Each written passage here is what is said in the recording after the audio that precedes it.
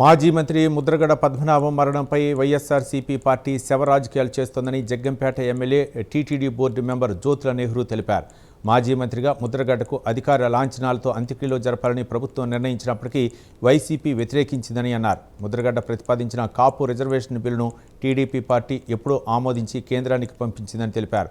కాపులకి ఈడబ్ల్యూఎస్ ద్వారా 5% రిజర్వేషన్ కల్పించింది టీడీపీ ప్రభుత్వమేనంటున్న ఎమ్మెల్యే జ్యోతుల నెహ్రూతో మా ప్రతినిధి కామేశ్వరరావు ఫేస్ టు ఫేస్. మాజీ మంత్రి ముద్రగడ పద్మనాభం అంత్యక్రియలో కొంత వివాదం చోటు చేసుకుంది. దీనికి సంబంధించి మనతో మాట్లాడేందుకు జగ్గంపేట ఎమ్మెల్యే జ్యోతుల నెహ్రూ గారు ఉన్నారు. మనతో పాటు వారితో మాట్లాడదాం. సార్ చెప్పండి, ముద్రగడ పద్మనాభం గారికి మీరు అధికారిక లాంఛనాలతో అంత్యక్రియలు చేయాలని మీ ప్రభుత్వం నిర్ణయించింది. దానికి కొంత రాజకీయం జరిగింది. దాన్ని ఏ విధంగా తీసుకోవచ్చు? ఇప్పుడు అధికార లాంఛనాలతోటి ప్రభుత్వం నిర్ణయించడం కాదు సార్, అది సాంప్రదాయం.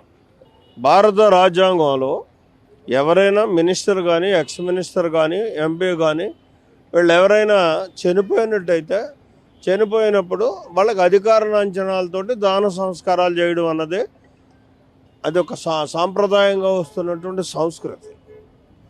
దాన్ని వాళ్ళు రాజకీయం చేసుకున్నారు. అంతకు తప్పించి ఇందులో పెద్ద చర్చించుకోవాల్సినటువంటి అంశం ఏమీ లేదు.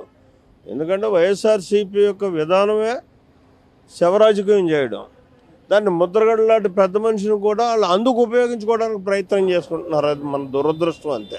అంటే గౌరవవందనం ఇచ్చే సమయంలో కూడా అంబటి రాంబాబు ఇంకా మరికొంతమంది వైసీపీ నాయకులు తోపులాట జరిగింది. దాన్ని ఇక్కడ వాళ్ళు వద్దండం, వీళ్ళు ఎత్తానంటాం. దీంట్లో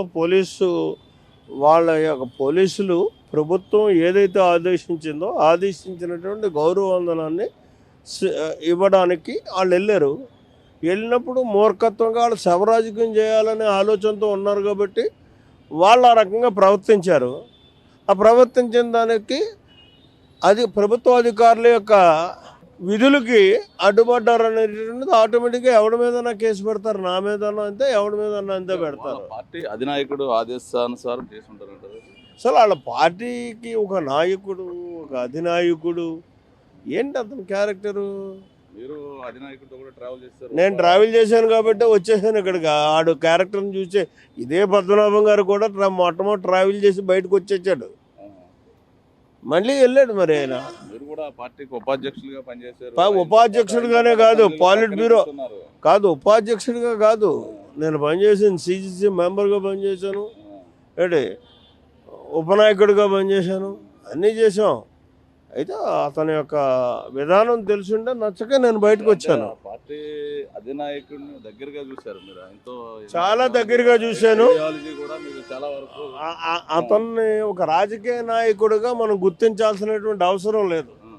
నేను దగ్గరగా చూసిన సందర్భంలో జగన్మోహన్ రెడ్డిని ఒక ఫ్యాక్షనిస్ట్గా దేశాన్ని కొల్లగొట్టుకు తినాలనేటటువంటి ఆలోచనతో అధికారాన్ని అనుభవించడానికి చూసేటటువంటి వ్యక్తి. అతని గురించి ఎక్కువగా ఎంత తక్కువ మాట్లాడుకుంటే అంత మంచిది. కూతురికి చివరిసారిగా కూడా చూపు దక్కింది. వాళ్ళ ఫ్యామిలీలో ఉన్నటువంటి విధానాల గురించి అందులోకి మనం ఎంటర్ అవ్వడం మంచిది కదా. ముద్రగడ గారి గురించి రెండు మాటలు. మీకు ఆయనకి మధ్య ఎంతో సన్నిహితం ఉండేది. మీరు సొంత పద్మనాభం ఒక నిబద్ధత కలిగినటువంటి రాజకీయ నాయకుడు. మా ప్రాంతంలో చాలా పెద్ద నాయకుడుగా ఆయన స్టేట్ వైడ్ ఒక ముద్ర వేసుకున్నటువంటి నాయకుడు. అటువంటి వాడికి చివరి క్షణంలో ఈ రకమైనటువంటి వివాదాస్పదం అవడం మాత్రం చాలా ఇబ్బందికరంగా అనిపిస్తుంది నాకు. ముద్రగడ ఆశయాలను మీ పార్టీ ముందుకు తీసుకెళ్తుందా? అంటే కాపు రాజకీయం, రిజర్వేషన్, కాపులకి ముద్రగడ ఆశయాలు అన్నాయి. ఏమిటి ఆశయాలు? కాపులకి, దిగువ కాపులకి బీసీ రిజర్వేషన్ కావాలి కదా. మేము తీర్మానం చేసాం, ఎఫ్ కేటగిరీ పెట్టి కాపులకి రిజర్వేషన్ ఇవ్వండి అని చెప్పి తీర్మానం చేసి కేంద్ర ప్రభుత్వానికి ఎప్పుడో పంపించాం. తర్వాత ఈబీసీ వచ్చింది. ఈబీసీ వస్తే 10%, అందులో 5% కాపులకి చెందాలి అని చెప్పి తీర్మానం చేశాం. మీరు చెప్పేది నేనేనండి. ఈబీసీ కేటగిరీ 5% వచ్చింది. 5%ని అమలు చేసేటటువంటి పరిస్థితులకి ప్రభుత్వం పడిపోయింది. జగన్మోహన్ రెడ్డి వచ్చాడు, నిర్విధంగా ఆపేశాడు. ఇది ఇక్కడున్న పరిస్థితి. జ్యోతుల నెహ్రూ చెప్తున్నదంటే ముద్రగడకు సంబంధించిన మరణం అనంతరం కూడా వైసీపీ రాజకీయం చేస్తుంది, శవ రాజకీయాలకు వైసీపీకి పెట్టింది పేరు అని చెప్పేసి చెప్తున్న పరిస్థితి. మొత్తం ముద్రగడకు సంబంధించి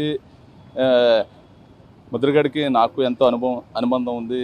ఆయన మంచి నాయకుడు అని చెప్పి చెప్తున్న పరిస్థితి ఇది. ఇక్కడ నా తాజా పరిస్థితి. కెమెరామెన్ ప్రకాష్తో కామేశ్వర్, కాకినాడ నుంచి.